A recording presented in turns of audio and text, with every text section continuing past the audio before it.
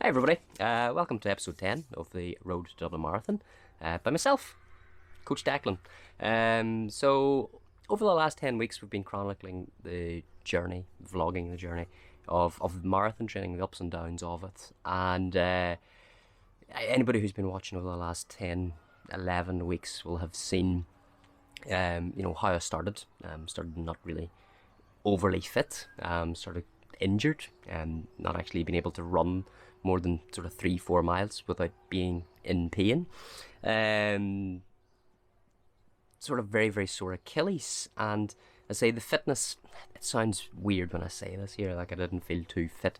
I just completed a sort of season of ultra runs, quite big runs, but quite slow for want of a better phrase. More controlled, no real speed work involved or anything like that there. It was really just about getting the distances covered, ranging anything from, the likes of a marathon at a slow pace, just as practice, right up to the 100 and something miles that I completed at Victoria Park.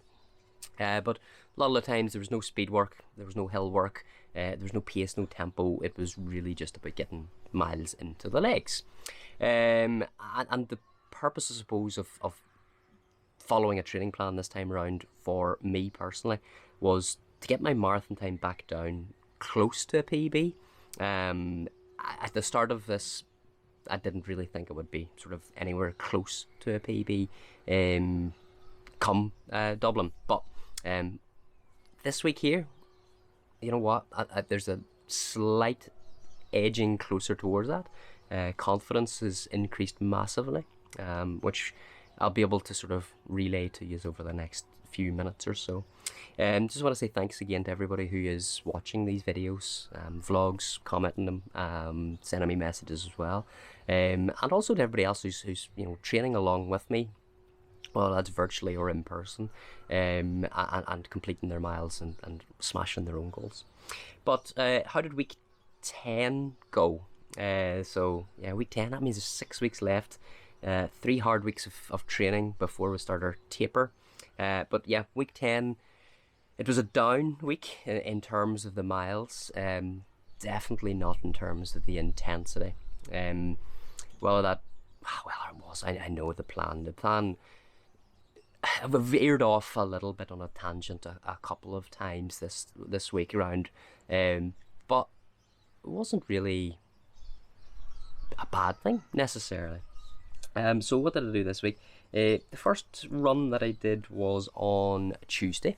So I managed to get out on the Tuesday and I done a 10k tempo. So it was just a tempo run. And 2 weeks ago, I ran my fastest 10k in a long time at 7:42 pace. I think it was over a year since I last ran that there. And on Tuesday I ran the same route at a similar time with the same effort, and it was 7:12. It was really good. I'm not going to say it felt overly comfortable at the time, but it felt really good. Just to know that there's been progress and even in 2 weeks, the paces are starting to drop, but the effort is staying the same. I'm not having to work harder to get down to those paces. So it was really, really good. Really happy with that 7:12 over 10k. And it was just a nice start to the week, getting that done and dusted. Wednesday, I went out Wednesday morning. I'd left the car out to the mechanic, and I thought I was running back. I think the plan here said it was 6 miles easy paced, and so I was like, well, okay, I can either go sort of 3 miles or a 7-mile run home, and it was all uphill. So the mechanic, unfortunately, it was downhill, so it was 7 miles of uphill running to get back to the house, just before I started work. And uneventful. 8:35s, I think it worked out at 7-minute miles, or over the 7 miles. So 8:35 minutes per mile over the 7 minute. I can't even get my words out. Apologies, over the 7 miles. But it felt comfortable, felt relaxed. The heart rate was never out of control. Up the hills, no problem at all.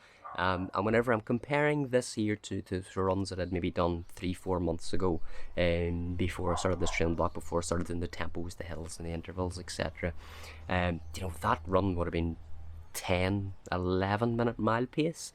So from an effort point of view, again, really good with that there. Which brings me on into, I think, Thursday. Did I do Thursday? Thursday was a rest day. Took Thursday off just to give the legs a bit of recovery, because the next run, I don't know why I was sort of coming into this run with a little bit of fear or apprehension, but it was 9 miles at marathon pace, so 9 miles at 8 minute mile pace, and I know that I should be able to do it at this point. If I'm hoping to run a marathon at 8 minute miles in 7 weeks time, whenever this run was done, I should be able to do 9 miles at that pace. But I think it was more of, if it doesn't go right, where am I at? How am I running? How am I actually going to hold this over the 26.2 miles? So I've been putting this one off, and maybe that was the reason why I took Thursday as a rest as well. But I went out on the Friday, before work. I picked a 9 mile route, similar one same one that I've done a couple of times in the past, and I sort of went out to effort. I'm glad that sun's way off. Effort again. So the first 3 miles of this route was uphill, and I was sort of like, right, well, this feels what marathon effort should feel like, but should feel fairly comfortable. You shouldn't really feel like you're working too hard, because you're going to have to cover 26 miles, 3, 4, 5 hours at it for most people. So yeah, it actually went a lot better than anticipated. So whenever I sort of came into Marfeld, so I ran from Castle Dawson into Microfeld, which was 3.5 miles of uphill again. I've looked at my watch, and I sort of assumed that I was doing about 8:10s based on the effort level, the effort that I was holding, and I was really surprised to look down and see it was 7:27, 7:30, and around that there. So a little extra bounce in my step at this stage.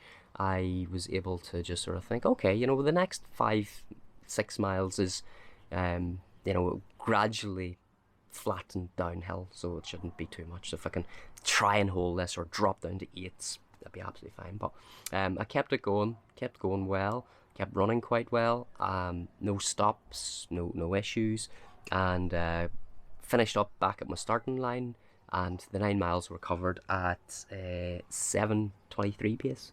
So it was 7:27s, I think, for the most part, until the very final mile, which was actually 7 pace. Just a big confidence boost, even from that there. Now, that was probably too sharp, considering I'm racing Belfast Half that weekend as well. And I was just like, okay, now maybe I'll do the half marathon at marathon pace, the 8 minute miles. But we'll come to that there. But how did that 9 mile go? I'm really, really happy. So that's a known route. It's one that I've done twice before. I done it a month ago, and I did it 6 weeks ago as well.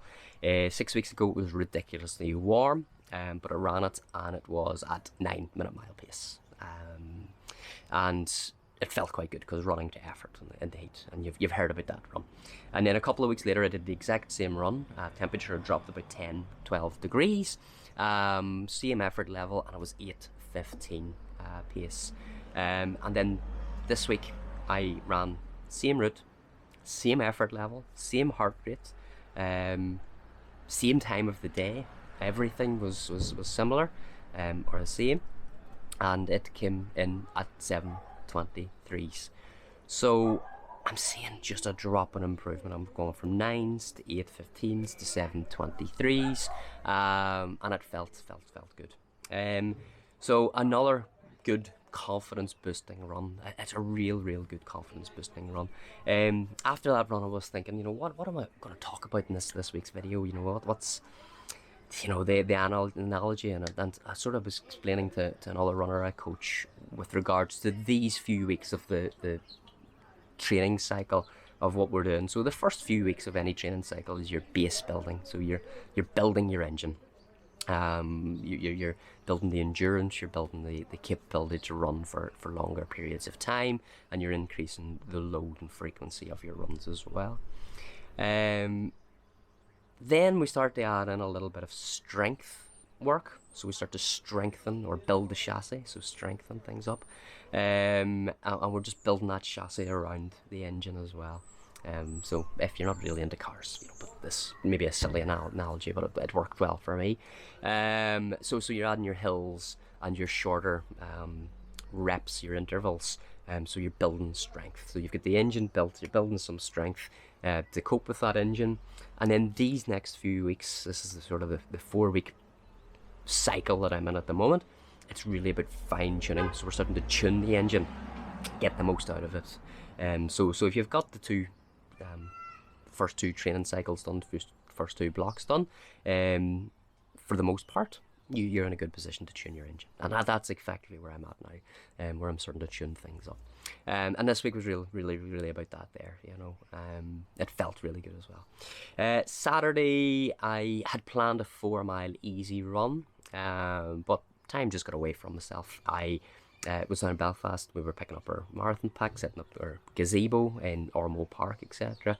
And by the time I got home, ate my dinner, I was just like, what's the point in running 4 miles? It was just, it's the second run I've missed in the whole plan. It felt a bit crappy having to put an X through it, but at the time it was the right thing to do. Which leads me on to the Belfast Half. So this was in my plan as a tune-up race. It was really just to see, right, well, you have to see where you're at. You have to know where you're at. Whenever I finished the run on Friday at 7:23, so okay, what I'll do is I'll run the half at marathon goal pace, 8-minute miles, and that should leave me in a good position of where I'm at before the miles ramp back up again to the 20-mile runs. And I hadn't read anything about the course. I hadn't looked at the elevation plot of it or where it goes. You can't really control that there. You can just run the effort whenever you're out for these types of runs. That's fine anyway. So I went out anyway.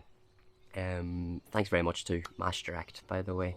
Not a sponsored ad, but they sponsored me, or they gave me a free entry, or I won a free entry.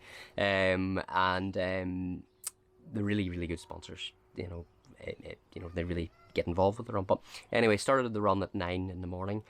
Starts in the Ormo embankment, and then you just sort of run down the embankment. Anybody who knows Belfast will know these roads.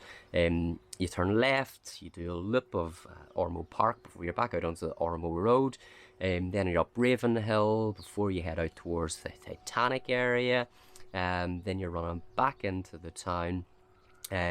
We loop in around sort of City Hall direction before you head up to the falls, dropping back into the town, back through the city centre, before you're heading back down the Ormo Road through the Queen's Holy Land area.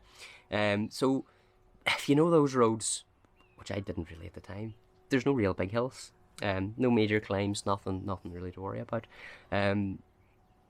So the pace was held, and I haven't told you what the pace was. So I went out at 7:10, 7:20 pace. Just typical Declan in the middle of a race, just going out too hard. But I expected then just to settle into a rhythm, drop back down into 8s. But every time I looked down at the watch, it was just sort of like, this feels like an 8-minute mile pace, but it wasn't. It was sitting around that 7:20 mark for the most part. The run was really good in terms of the weather. Lots of water stops. Well, it was actually near perfect running conditions. It was overcast. It wasn't too warm. There was no real wind. There was no rain. So I was just sort of, right, okay, just settle into this rhythm and see how long you can hold it for. And I was sort of sitting holding 7:15 to 7:20s in and around that there for most of the miles until mile 9. And it's this sort of longest climb, more of a sort of gentle incline as opposed to anything too worrying about. And you're sort of going up the falls in sort of 9 to 10 miles. But my pace dropped, and I'm actually just waiting for it to drop down to about 8:30s, just based on how well it's been going. Maybe, it shouldn't be going quite as well. But it didn't. It dropped to about 8 or 7:30s, 7:35s. And then you just turn down left. I was chatting to a local runner Kira an acorn, and she just says, look, that's the worst of it over, just go for it. So I was able to open up the legs, dropped it back down to 7:15s, and then the last mile was dropped into 6:50, maybe 6:55, coming over the line at 7:16 pace average, which actually was a PB. It was a half marathon PB, so an accidental PB. If I had have knew that I was sort of close to a PB, would I have pushed on harder? Would the race have went as well if I had knew, if I pushed too hard too soon? A 1 second PB is a PB. I do say that to anybody that I coach as well. You take your PBs no matter how little or big they are. But absolutely elated with that. You know, it's far quicker than I was anticipating to run, but it felt good. It felt there was a lot more in the legs. I was able to walk after. I was able to walk around, have a few drinks. The wife and I were out then that night in Belfast, and absolutely fine walking, and next day, etc. So there was definitely more in the legs. I wasn't absolutely busted afterwards, and possibly could have ran quicker, but it wasn't in the plan. The plan was to do 8 minute mile pace, so I have to be really, really happy with what I've done.